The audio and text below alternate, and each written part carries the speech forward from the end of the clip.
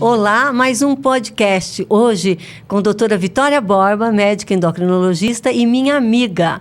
Eu, Linda Botega Vendrúsculo, psicóloga e psicanalista. Nós temos um projeto juntas sobre as várias mulheres em você. Corpo e mente aqui em questão. Vamos conversar? Mês de março, mês das mulheres, não é, Vicky?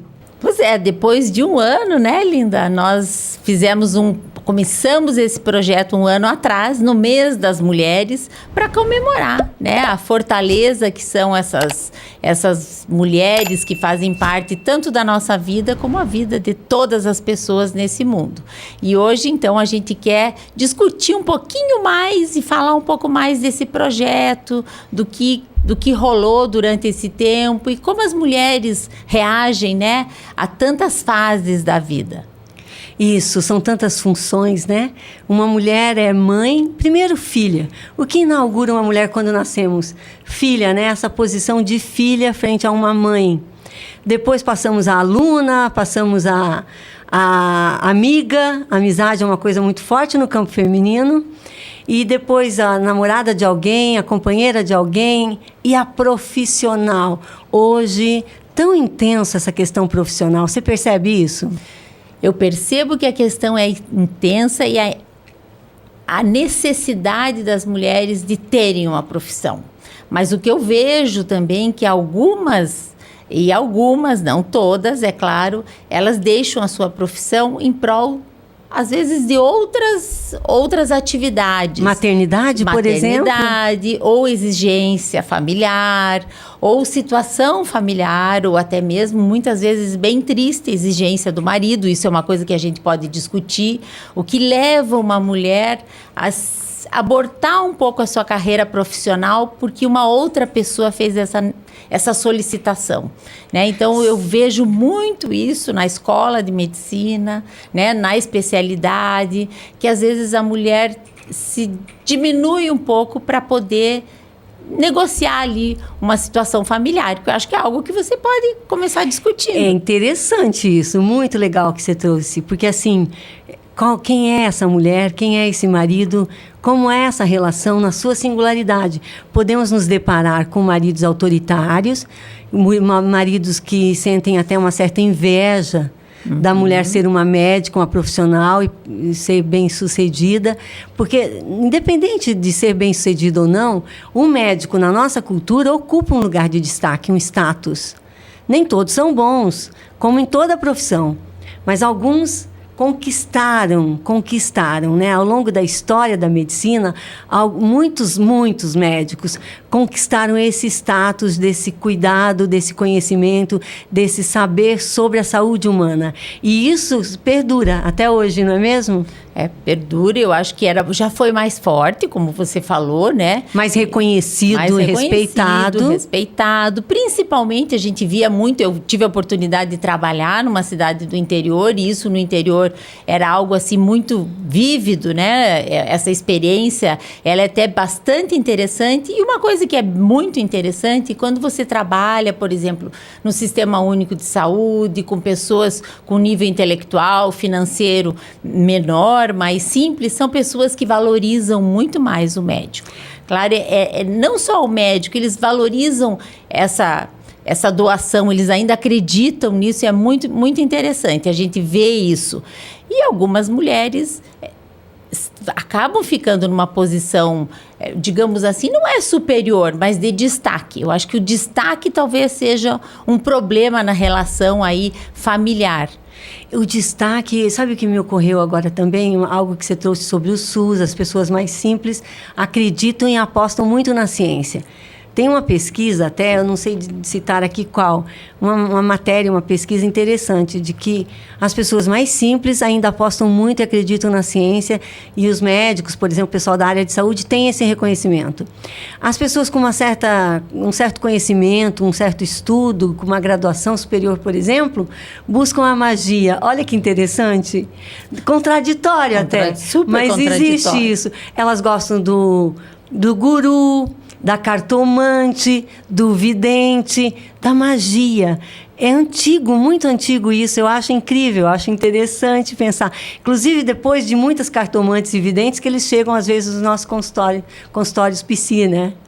Isso é muito interessante, porque eu me lembrei agora de pessoas que eu conheço que têm até uma posição social de destaque, um nível financeiro super bom e também um nível intelectual muito bom, que acreditam e gostam. Nem sei se acreditam, né, Linda? Às vezes a pessoa gosta de ter essa experiência, de ir lá, ver uma curiosidade. Eu acho que também tem essa situação, né? A busca de um saber meio mágico sobre o futuro, que é tão incerto. É verdade. Talvez seja uma forma, daí isso é singular, não podemos afirmar e nem generalizar, seja uma forma singular de lidar com a não garantia da vida, com riscos, né? Risco. E acho que assim a pessoa ficar tranquila. É bem isso, né? Tudo bem, né? O medo futuro, é o medo do futuro, né? Esses profissionais agradecem, tem fila de espera. Vai acontecer de alguma forma, a pessoa um dia vai chegar e vai conseguir enfrentar e vai ter que enfrentar, né? As várias mulheres em você, o lado um pouco bruxa, mística das mulheres também existe. Com certeza. Mas eu achei muito interessante o que você abordou, e muitas vezes essas mulheres profissionais, independente da graduação que elas façam, do curso, do empenho, porque medicina são 6 anos, a residência mais 3 anos, 9 anos no mínimo aí de estudo. Então, abandonar tudo isso em prol de um casamento, de uma maternidade, é delicado. Mas aí eu me perguntaria, será que elas escolheram por elas essa profissão? Para conseguir abrir mão tão fácil, não é? Não sei, acho que isso até você pode estudar e saber mais do que eu. O que eu vejo é que elas são muito dedicadas, e as mulheres, de uma forma geral, são muito dedicadas à faculdade, não seja só de medicina. São boas profissionais. São boas estudantes, são muito boas estudantes. O que eu penso é que depois que elas se formam, talvez nem todas usam e dão vazão ao seu potencial verdadeiro. Né? Muitas ficam, às vezes, subjugadas, às vezes com um freio ali para desenvolver todo o seu potencial. E eu não vejo que sejam só as médicas, por exemplo. Não, todas Acho que as em áreas. Todas as áreas, as mulheres, elas têm ainda um receio de ir para frente, sabe? De admitir que elas podem muito mais.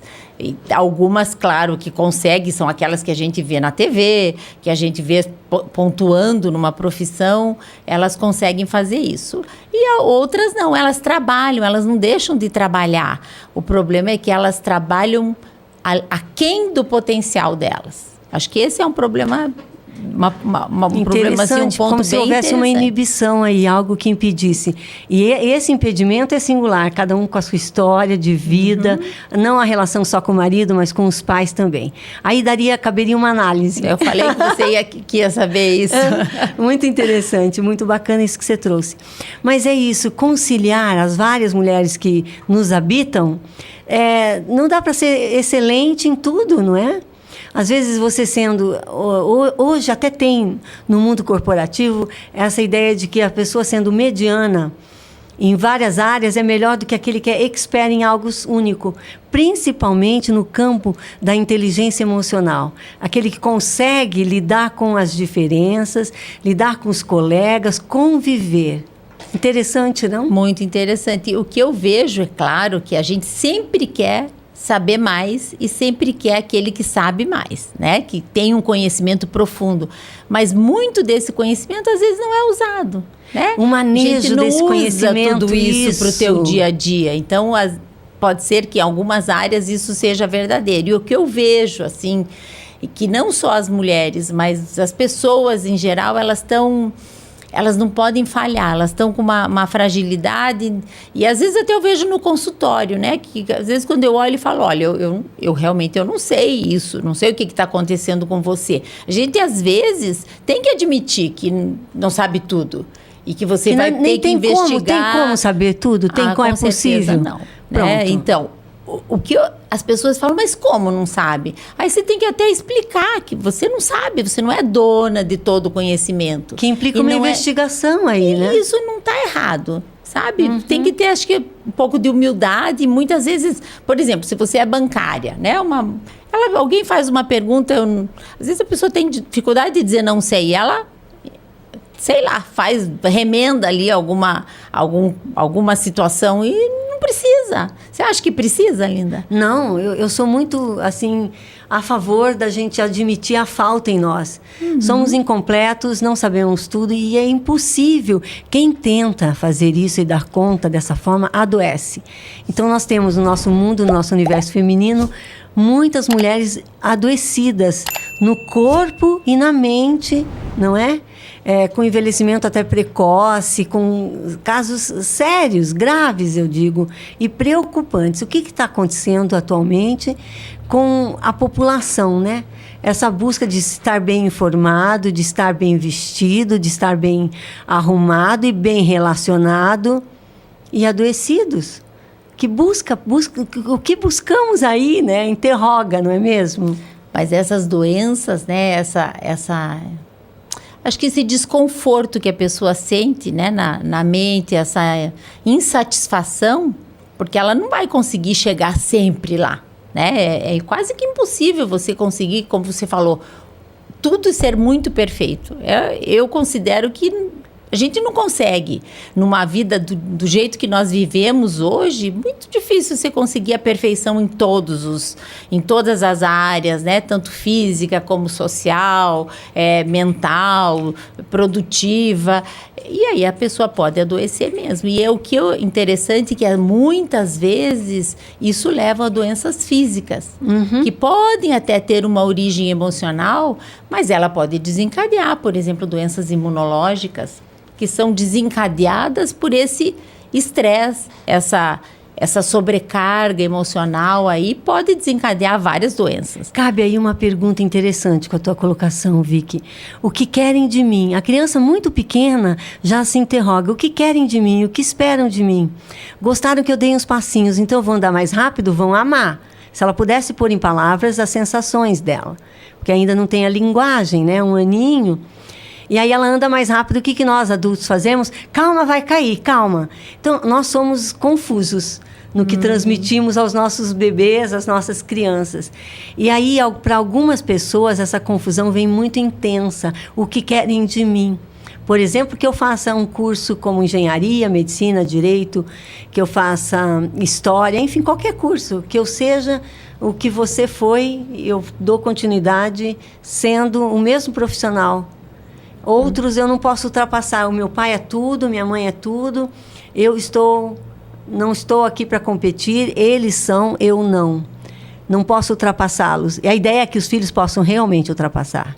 Ser melhores enquanto pessoas, né?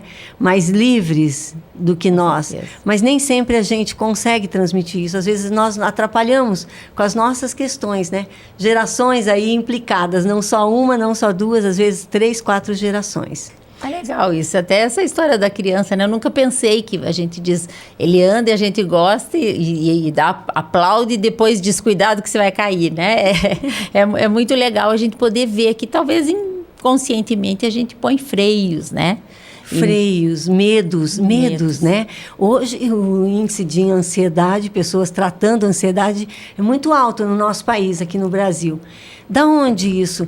Porque a ansiedade vem da palavra ânsia. Ansiar por algo tem aí desejo. Mas não é disso que se trata, parece que estamos falando de medo. Mas no campo de uma fobia. Medo do risco de viver e da finitude, né? Somos finitos, é com isso que nós precisamos lidar. Só envelhece quem está vivo para isso. Claro que não é fácil, você trabalha com isso no teu consultório, eu também.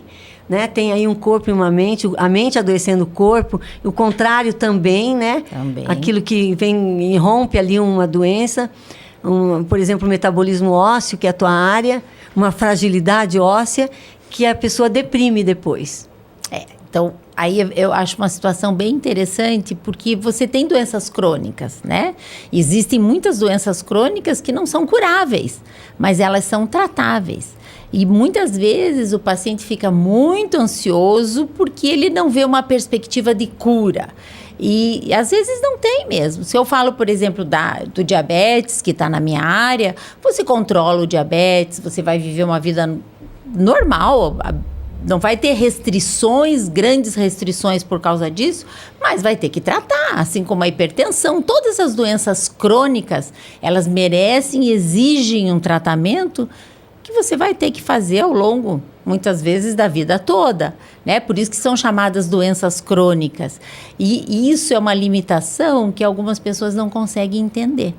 E eu vejo que às vezes aprender gera a conviver com esse diagnóstico. Gera uma angústia muito além daquilo que a gente pensaria, né? Talvez até nós, como médicos, pensamos assim, puxa, é só isso, porque como a gente sabe que existem muitas coisas piores, para nós é mais ameno, mas como é que é para o paciente quando ele recebe um diagnóstico? Como que é para uma mulher quando ela recebe um diagnóstico, por exemplo, na plena juventude dela, que ela não tem condições de gerar um filho? Então, isso tudo realmente, essa frustração, enorme, às vezes tem que ser, a gente tem que aprender a lidar com um diagnóstico ruim, com uma informação ruim, né? Então, gera mesmo muita ansiedade, como você diz, ou medo de não conseguir aquilo que almejava. Eu acho que até um pouco mais forte. Você me fez pensar no luto. O luto não é um luto só para a morte. São várias perdas, vários lutos que vivemos ao longo da vida, né? De criança, de bebê, até a velhice, a terceira idade. Então, são vários lutos. Até uma mulher que tem filhos vive um luto quando ela deixa de... que ela fica sem poder reproduzir mais. Entra na menopausa. Entra na menopausa, não tem mais óvulo, não é? Para o homem, diferente. Mas ele também vive um luto, né? Da questão da libido. Há vários que vivemos. E, assim, na vida adulta é mais delicado. E hoje as mulheres se dedicam à carreira, deixam a maternidade para depois e aí, às vezes, não conseguem. E essa está sendo uma preocupação principalmente das mulheres que têm uma carreira profissional, que ela vai adiando muito a maternidade, e hoje é uma preocupação real, né?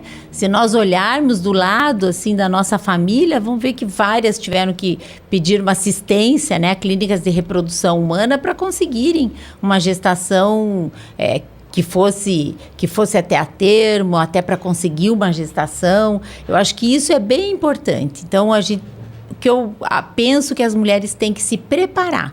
Ela não tem que adiar a carreira dela. Levar em conta a fase reprodutiva também, né? E até mesmo, eu vou te dar um exemplo que aconteceu conosco, que uma das meninas que faz residência, ela resolveu ser mãe antes. E sabe que no começo me chocou aquilo, e muita gente, eu tenho certeza, que pensou, puxa, como que ela resolveu ser mãe antes de terminar a residência? Mas era uma opção dela, ela tinha essa opção. E como isso, você vê que ao mesmo tempo a gente fala sobre isso, dá aula, fala que depois dos 30 vai ficar mais difícil, e quando a pessoa toma essa decisão, você fica chocada. É uma decisão forte, porque implica renúncia, né? E ela protelar um desejo. Uma pessoa muito forte, que hoje eu admiro e consigo ver, mas que eu confesso que a minha meu primeiro sentimento foi, puxa, mas como? Como que isso acabou sendo mais importante do que a carreira dela? E cada um é diferente, Você né? fez a residência antes da maternidade? Como foi? Fiz tudo muito antes da maternidade. A minha maternidade foi muito tardia, porque eu adiei como a maioria das mulheres fazem, né? Então, fui ter meu primeiro filho com mais que 34 anos. Então, eu fiz e tive muita sorte de não precisar recorrer a nenhuma inseminação, não precisei fazer nada disso e consegui naturalmente. Depois de uns 2 anos, eu consegui. Mas não é a regra hoje, né? Hoje as mulheres depois que passam dos 32, 34, é algo muito mais difícil. Então, existe todo um planejamento para guardar óvulo, né? Para você se programar para a tua maternidade futura, né? Para sem riscos, porque você também não quer correr tantos riscos de malformação fetal, de doenças genéticas. Tem tudo isso, né, Linda, que está implicado aí. Mas a gente é meio... Tem uma antítese aí nos nossos sentimentos antagônicos, né? Muitas vezes contraditórios, é verdade. Você me fez pensar em algo agora, que vai fluindo a nossa conversa, né? Tem a questão da mulher, como eu falei, né? Filha, amiga, aluna, não é? Entra a questão do amor ali, independente de hétero ou homossexualidade, amando alguém, né? E depois tem a questão profissional e também tem a inversão de papéis com os pais. Os pais envelhecem, as mulheres hoje tendo filhos mais tarde, muitas são mães dos pequenos, dos seus próprios filhos e dos pais que às vezes adoecem. No teu consultório você se depara com isso? Eu me deparo e eu vejo assim, que até uma vozinha, eu digo vozinha porque ela tinha já quase 92 anos. E ela falou assim para mim, mas como que eu cheguei a isso? Eu falei, mas pensa assim, nossa, eu cheguei a isso, né? Eu cheguei a ter, porque ela estava lá tomando 10 remédios, tinha umas 3 doenças crônicas e mais uma osteoporose com fratura. Eu falei assim para ela, mas pense que a senhora sobreviveu a essa fratura e sobreviveu a todas essas doenças. A senhora só está aqui hoje porque a senhora é uma vitoriosa, né? Você é uma sobrevivente. E isso vai acontecer. E a gente vê muito isso ao longo do tempo porque nós estamos vivendo muito mais. Muito mais. Então, essa convivência dupla com filhos e com os pais vai acontecer com todos nós. Então, nós vamos ver pessoas de mais idade do lado da gente no carro, no supermercado. Mais ou menos quando você vai para o exterior e começa a ver as senhorinhas, os senhores trabalhando no supermercado, né? Eu achei isso muito interessante. Dando informação. E muito legal. Trabalham bem, né? São produtivos. Bem, são dedicados. Responsáveis. E a gente tem que pensar que chegar a essa idade, principalmente aqueles que chegam com saúde, eu acho que é uma glória. Se você conseguir chegar com a tua cabeça boa, nossa, não é porque você tem que tomar 2, 3 remédios, você vai tomar, vai viver isso. E isso é que vai te fazer viver bem, porque tem que ter qualidade de vida também. Isso, né? eu gosto de falar em viver dignamente, com dignidade. Viver e morrer com dignidade, né? Que é tão delicado esse momento final da vida, né? Que algumas pessoas sofrem muito, demoram muito, porque não é nem como morrer. Não é morrer, é como morrer que me assusta. Não é morrer. Ok, acabou. Mas como morrer? Não ficar lá vegetando ou sentindo dores, enfim. E eu Mas acho nós não temos muita autonomia quanto a isso, Nenhuma, né? Nenhuma. Então, eu acho que essa é uma preocupação que não precisa ser tão real assim, né? Acho que você tem que se preparar para poder ter condições de se cuidar, de ter alguém que te cuide ou até de pagar para alguém te cuidar, mas você não vai ter autonomia para decidir. Eu acho bacana Existem isso que você várias falou. maneiras, Se preparar para viver e se preparar para um futuro, mas não deixar de viver o presente. As pessoas estão muito preocupadas, sofrendo muito e esperando algo muito ruim, né? Eu acho que a pandemia intensificou isso, sabe? Aproximou as pessoas até da morte, né, Linda? Ficou muito próximo. E, assim, o número de pessoas que morreram foi... E pessoas que não estavam doentes antes, né? Então, acho que isso é algo que confundiu um pouco, porque o que acontece? O que é natural, né? Ou você tem... Pode acontecer uma morte súbita num trânsito, ou um infarto, sei lá, um aneurisma, e você ter uma morte súbita. Mas... Normalmente a pessoa fica doente, e eu passei isso na minha família, se vive aquela história. Se vai se preparando, a família vai se preparando, né? E a coisa acontece, e a pessoa mesmo. Acho que isso você pode falar com mais qualidade do que eu, que a pessoa vai se preparando. Algumas aceitam e conseguem se preparar de forma adequada, outros não, ficam brigando consigo mesmo e sabe com quem mais, né? Uma revolta. Uma revolta e não conseguem até o fim aceitar que isso vai acontecer. Eu vivi três tipos até de diferentes de jeito de lidar com a morte, e a gente vê que cada um tem o seu, né? As pessoas, é muito próprio isso, e mesmo no hospital a gente vê isso, que as pessoas lidam de formas muito diferentes com a morte. Agora, eu acho que o que assusta, que eu queria que você comentasse, é assim, né? A gente chega numa fase, as mulheres chegam na menopausa e se fala assim, é um luto porque ela deixa de poder, né, alguma coisa a mais, então ela não pode reproduzir. Ao mesmo tempo, ela vai ver o quê? Que ela vai tendo uma perda, né? Então, são vários lutos, porque ela tem perdas. Ela tem perda do desenvolvimento da parte física, a parte mental. Você vai vendo fragilidades que vão aparecendo e que não existiam. E se comparando com os teus amigos, com as pessoas que já estão um pouquinho na tua frente. Eu acho que isso é muito interessante, porque isso sim gera uma angústia, né? um medo, e algumas pessoas isso é mais intenso. Elas começam a querer fazer. Eu vejo os pacientes chegam e querem fazer muito exame. Eu preciso descobrir se eu tenho alguma coisa. Né? E é uma coisa abstrata, não tem nenhuma doença, mas ela precisa saber se ela pode ter alguma doença. Comparação, né, Vicky? Você está trazendo a questão da comparação. A comparação, ela nos faz sofrer, ela nos adoece muito cedo. Enquanto crianças, quando os pais comparam, mas olha lá, a filha do fulano é mais comportada, vai melhor na escola. Que difícil, a comparação nos faz sofrer. E os outros nos comparam, e muitas vezes nós perdemos, depois nós fazemos isso com a gente mesmo. Que triste isso. Porque se eu me comparo, meu físico é diferente, eu sou uma constituição outra, como que eu quero ser semelhante a uma atriz, a uma modelo alta, né? Se eu tenho 1,60, não dá, não posso me comparar e tentar usar o que a pessoa lá, modelo de 1,80, usa. Não dá para mim, né? Enfim, essa comparação faz sofrer, eu acho que você está trazendo a questão da comparação e até da inveja humana, né? O outro é mais feliz que eu, o outro é mais amado. Na psicanálise, a gente aborda muito que na histeria, na neurose histérica, o sofrimento é muito no corpo, mais no corpo físico, né? Até enxaquecas, fibromialgia, várias dores nesse corpo que dói, vivo aí.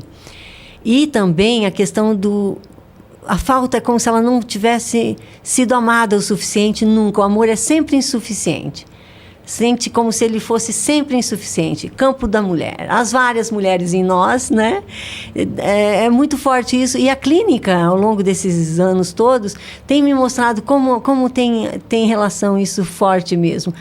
Enquanto filhas, enquanto esposa, mulher, a mulher de alguém, e também enquanto mãe, espera mais dos filhos. E aí a gente vê um problema enorme, eu recebo muitas perguntas da relação com a sogra. Nós seremos sogras de mulheres, né, Vicky? A Vicky tem 2 filhos, eu tenho um filho, são maravilhosos, né? São homens já feitos na vida agora. E então, assim, essa relação com a sogra é engraçado como é forte, como é difícil. Você vê no consultório noras levando sogras ou são filhas? Não, vejo menos, né? Muito menos. E vejo poucos filhos levando mães também. E levando pais. Normalmente os filhos não têm muita paciência, Linda. É aquela coisa assim, esse lugar sempre foi dado para a mulher, né? Porque a mulher pode faltar ao serviço, ela tem a obrigação de faltar ao serviço para levar o pai e a mãe. E o homem parece que ele não pode faltar ao serviço dele, é sempre o mais importante. É a mesma história da escola, né? Quem criou esses homens, né? E quem foram criou? As próprias mulheres. As mães, as mulheres. Isso. Que pena isso. Pode ir na porta da escola, quantos pais e quantas mães tem lá? Né? É muito mais, eu tenho certeza absoluta que tem muito mais mãe do que pai. Uhum. Então, um ou outro que foge à regra e que acaba indo. E acontece isso. Mas, quando acontece, o que eu vejo são filhos extremamente carinhosos. Extremamente, assim, educados. Eles... É quase como uma adoração pelaquela mãe. Sabe? Eles levam a mãe e com o pai eles têm menos paciência. Mas a mãe eles levam com uma adoração assim muito... com muito carinho. É bem interessante observar a diferença. Parece que do cuidado pai, ele do filho. precisa continuar mantendo aquela distância. Pô, somos homens, né? Não podemos nos abraçar aqui. Não podemos, é aquela coisa meio assim. E com a mãe não, ele pode ir lá e abraçar, sabe? Tirar o sapato, colocar o sapato da mãe, ajudar a se vestir, né? Depois, na hora que ela tira a roupa para consulta, eles ajudam, é bem interessante. E o pai, eles não ajudam tanto, a não ser que ele tenha uma limitação muito importante. Interessante, né? A proximidade física, né? Uhum. Quando é mais fácil, quando tem um impedimento aí, algo que impede, que está no campo mental, claro. É interessante essa colocação, porque me faz pensar em algo que eu acho que nós mulheres temos que nos interrogar, principalmente as mulheres mães. O que nós estamos criando, né? Por que criamos as mulheres independentes, corajosas, que enfrentam, que fazem várias... E os filhos fragilizados, servidos? Ah, não, né? Mulheres, vamos acordar? Vamos parar com isso? Vamos criar pessoas mais independentes, capazes, não é mesmo? Apostar mais, Apostar mais alto nesses filhos e prepará-los. Eu até brinco em casa, que eu ensino, às vezes, meu filho vem lá, mãe, deixa que eu faça o risoto. Eu falei, então venha. Eu quero que você aprenda, porque eu quero que você se vire quando eu não estiver aqui, quando você for morar sozinho. Agora, teu pai, eu quero que sofra a minha falta. Eu brinco assim, o marido, tudo bem, não é? Sinta falta, né?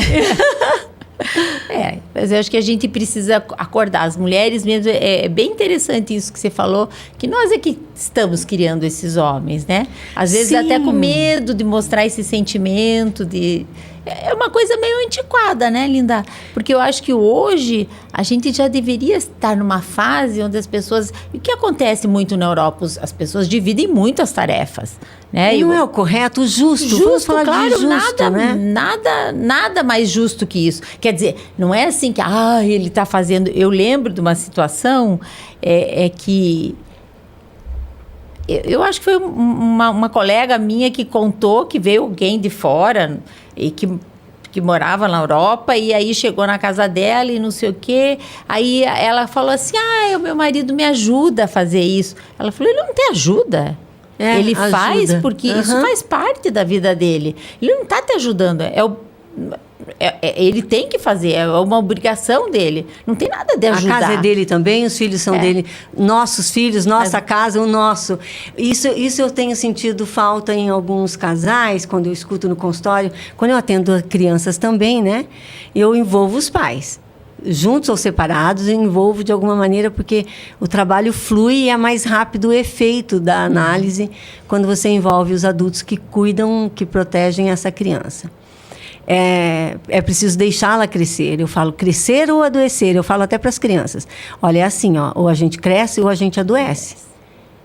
E é assim, e funciona dessa forma. Então, assim, eu até digo na questão do feminicídio, né? Nós temos no nosso país um índice enorme de feminicídio. Que mulher é essa que esses homens matam? Nós temos também o erro muito grande de idealizar a maternidade. Mãe, amor. Não. Nem toda mãe, nem toda mulher que se torna mãe se envolve com a maternidade de uma forma amorosa, né? Eu até falo também no consultório e no social também, você deve ter me escutado falar de que às vezes nós temos raiva de quem amamos. Amamos muito e ficamos com muita raiva de quem amamos. E tudo bem, e faz parte, tudo bem, né? Mas tem mães que não queriam ser mães, a criança nasce, o marido vai embora, o homem, né, o companheiro sai. Eu atendo casos que a mulher tem 4 filhos, um de cada pai. E tem mais, né? Tem muitos casos assim. Então, como que ela trata, como que ela banca, ela tem que dar de alimento, dar de comer para essas crianças. É uma luta. Geralmente são mulheres muito fortes, assim, que conseguem bancar tudo isso, conseguem, né? Muitas são muito agressivas, violentas, e que tratam os filhos com muita violência, coloca um outro homem dentro de casa, abusador às vezes. O que eu quero dizer, assim, a origem, o que te criou, de onde você vem, o que te constituiu, pode ter... um laço muito forte com a questão do feminicídio. Que mulher é essa que esses homens matam? Porque se envolve com uma mulher, ela não quer mais estar com ele, eles não suportam essa rejeição amorosa. Então, eles matam. Da onde vem essa rejeição? A nossa forma de amar é a partir de quem nos cuidou, quem fez função materna e paterna. Mas, ao mesmo tempo, essa mulher, ela não acontece isso de uma hora para outra. Normalmente, eu penso assim, que normalmente isso foi uma evolução, né? Ela foi se submetendo. E eu sempre me pergunto, eu sei que existe toda a codependência psicológica e tudo mais nesses casos, mas o que leva uma mulher a tolerar? Porque ele provavelmente já já bateu nela muitas vezes, já agrediu, ela já foi várias vezes abusada e ela tolera. E tolera até um dia que ela vai dizer não, mas ela tolera muitos anos, às vezes uma vida toda. Perdoa, né? Mais do que tolerar, parece que ela perdoa. Algumas mulheres perdoam, né? Perdoam um espancamento, porque depois vem um choro, um arrependimento e um cuidado. Não, então a culpa foi minha, eu provoquei. Que horror, né? Mas o que faz uma pessoa percebe que é singular, é único, cada caso precisa ser escutado nessa singularidade? Eu atendi uma mãe, ela dizia assim, perguntava para ela, o que você quer para os teus filhos, né? Do que você está falando, o que te preocupa, o que você quer para eles? Eu quero que eles tenham um casamento só, não 4, 5 como eu. Filhos com pai único.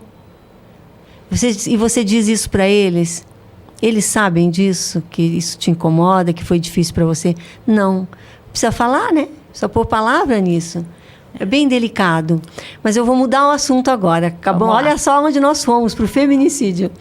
Vamos falar do corpo, da injunção de beleza, da injunção de um padrão. Você é da endócrino, eu sei que é do metabolismo ósseo a tua área mais forte, mas você atende a esse tipo de demanda no consultório também. Com certeza.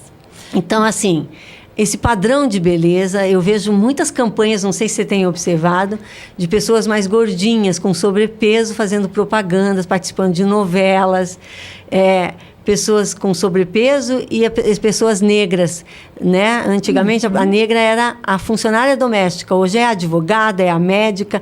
Que bom isso. Ótimo, né? Nossa. Eu acho que é por aí o caminho mesmo da gente trabalhar o preconceito e o racismo, não é? Sim. Mas falando da obesidade, falando demanda das mães, porque assim, olha, esses dias, eu vou até relatar um episódio, eu subindo no prédio que eu atendo, que eu tenho consultório, entrou uma moça assim rapidinho comigo, ela devia ter uns 130, 140 quilos, um pouco mais alta do que eu, devia ter uns 1,70 e talvez um pouco menos, ou seja, obesa.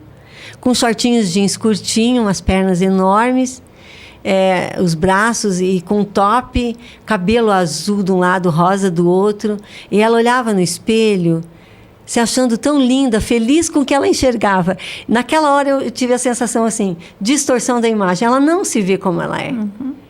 E eu falei, nossa, você está produzida. Tô linda, não tô? Tô linda. E olhava no espelho assim.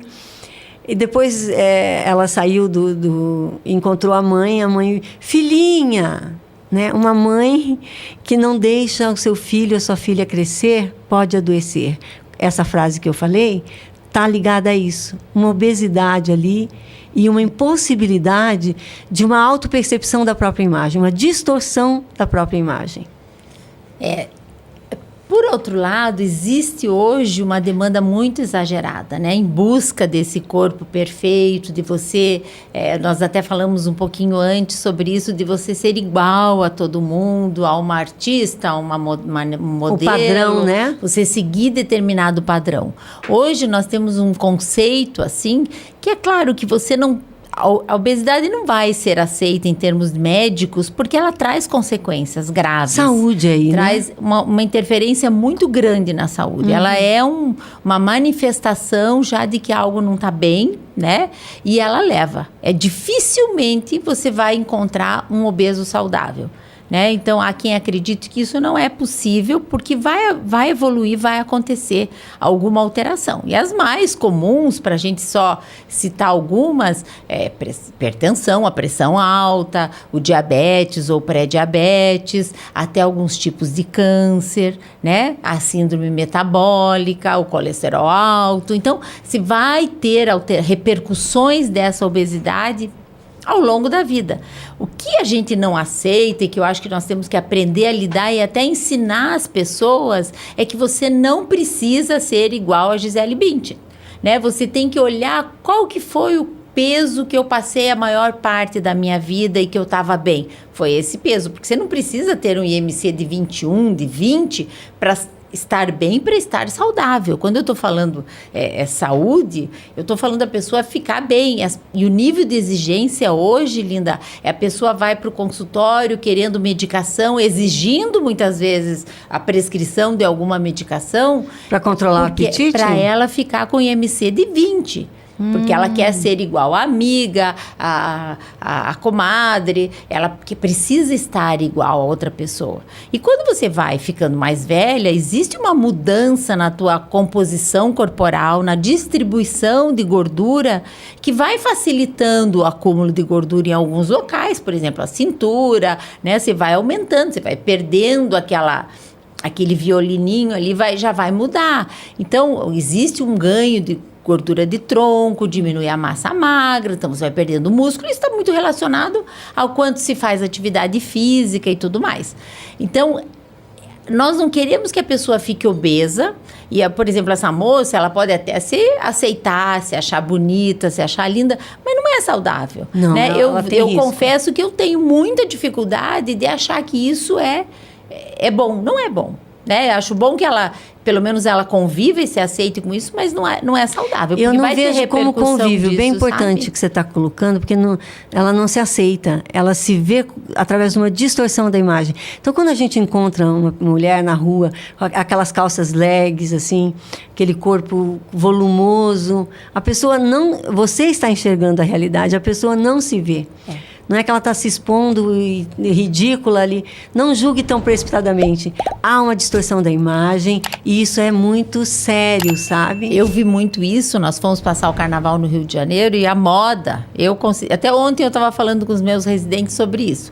A moda era meia rastão, calcinha fio dental, era só uma meia, uma calcinha e um topzinho, assim. E isso era para qualquer faixa etária, para qualquer... peso, né?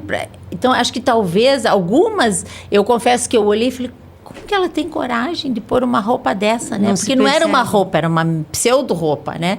Mas talvez você tenha bem razão, que ela não se percebia desse jeito. E né? olha, Então, você está trazendo uma questão que é muito importante também, dentro do nosso projeto, As Várias Mulheres em Você, que é a questão da diferença.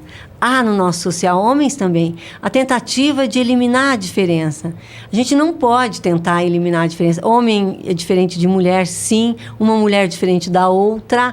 E sim, as vestes, né, por faixa etária, não é? Você se preservar, você se vestir de forma digna. Não estou dizendo de exposição ou não, mas assim, há eternos adolescentes. Sim. Né? 60, 70 anos. Mães e filhas que se vestem iguais.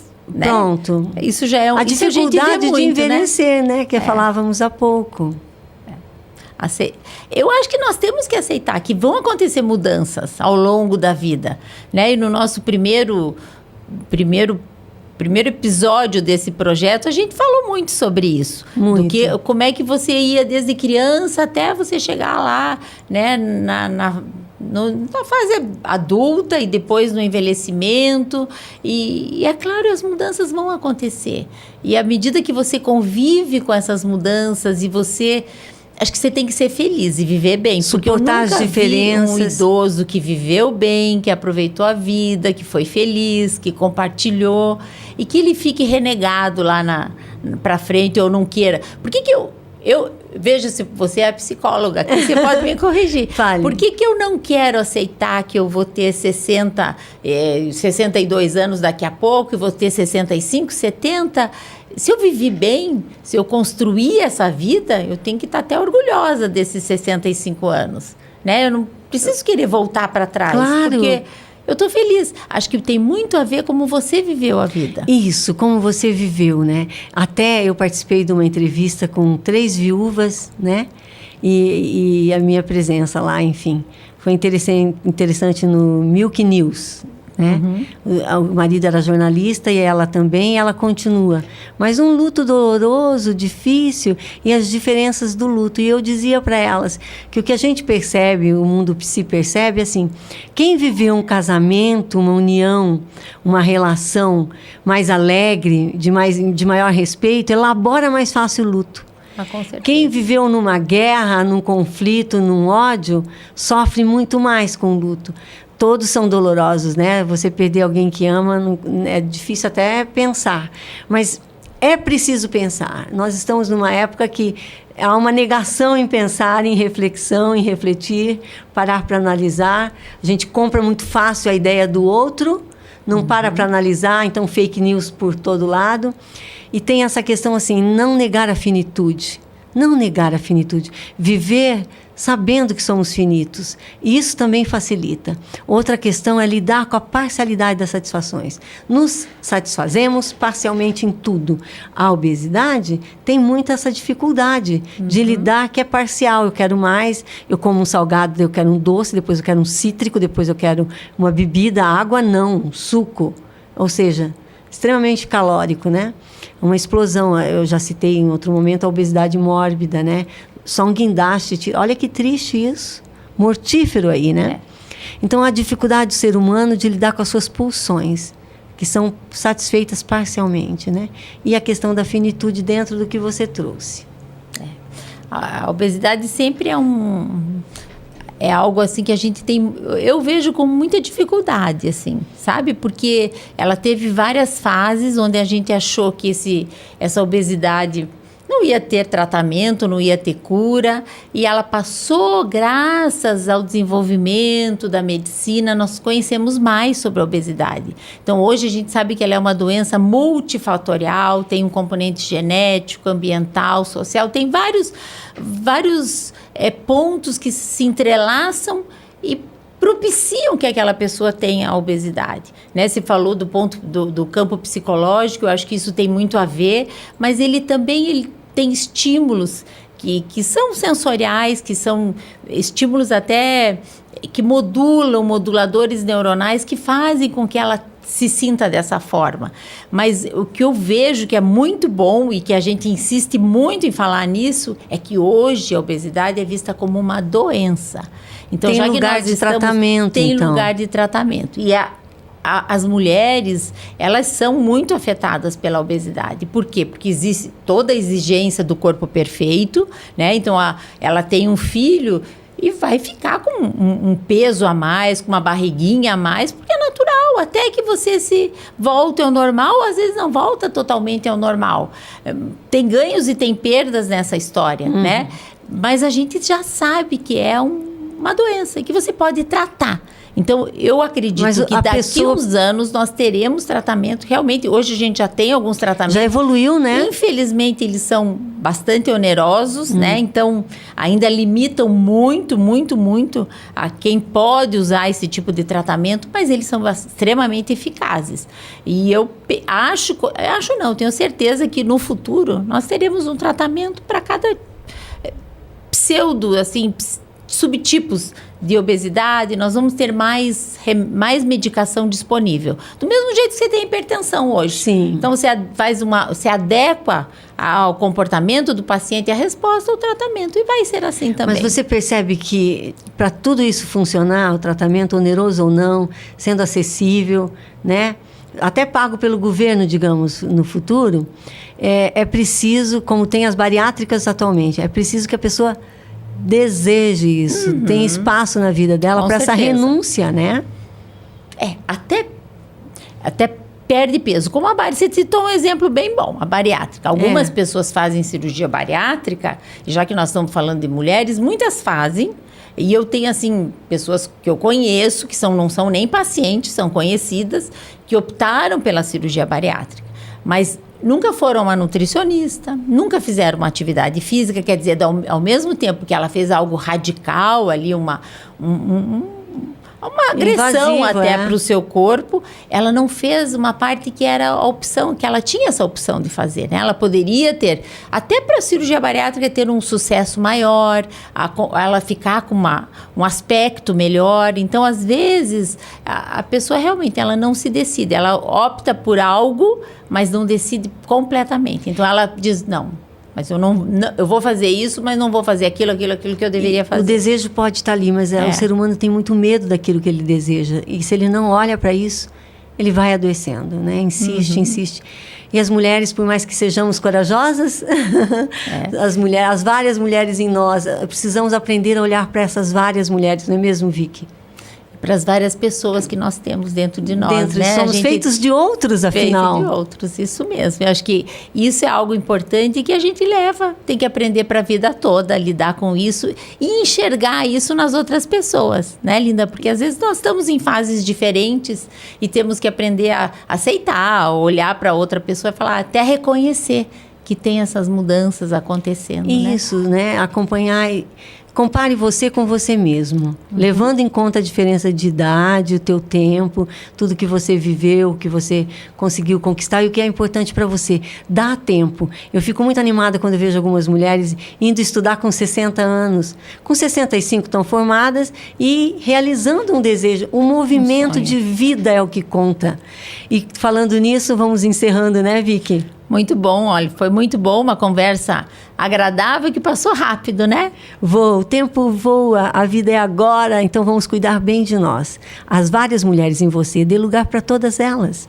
E suporte que a satisfação é parcial, que tem um tempo para tudo e que há um risco na vida. E se a gente não corre, a gente não vive bem, né? É possível viver melhor.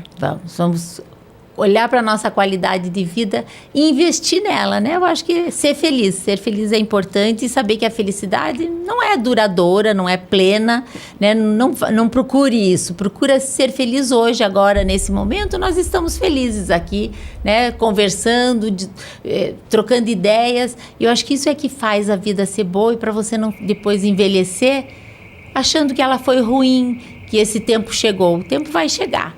E a gente tem que olhar para ele, olhar para trás até com muita satisfação. Então, estamos aí. É isso aí. Não deixe o tempo passar. O que importa com o tempo é o que você faz com ele. Então, faça alguma coisa com o teu tempo. Até o nosso próximo encontro. As várias mulheres em você. Tchau. Tchau.